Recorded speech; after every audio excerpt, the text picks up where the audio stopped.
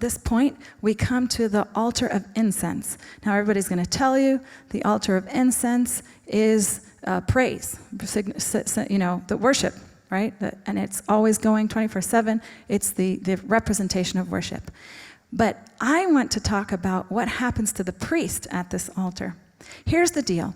On this altar, they put a special kind of incense, okay? On this altar, it's the altar of incense. Now, it tells us in the Bible, by the way, when I heard this, I'm like, okay, let's go make this incense, because I want to smell what it smelled like to be in the presence of God, right?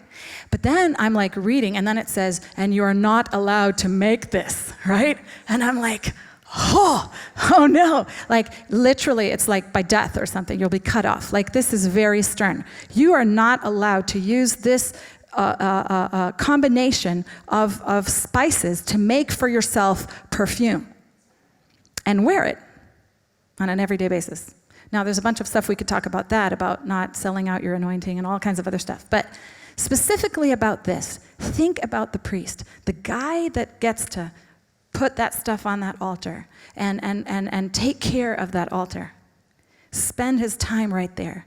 Do you know what? When he turns around and walks out, guess what he smells like?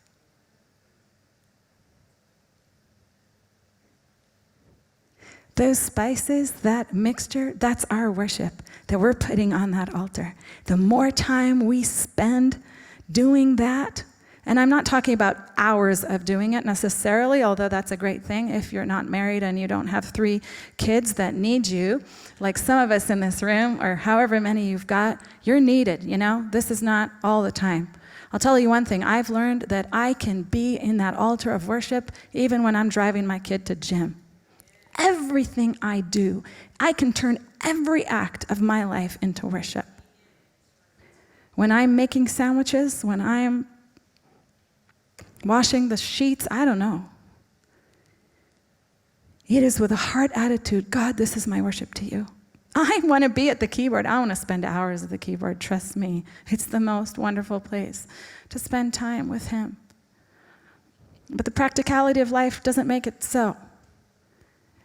And I'm driving and I'm like, God, this is what I got. I'm giving it to you. This is my worship to you. To be a good steward of the family that you've given me. Whatever it is that God has given to you in your life. Be a steward of it. Worship him through everything that you're doing. And you're going to start to smell like that incense, like that anointing oil that they made, this thing that they made, that they put on that altar. Come on, that's pretty good.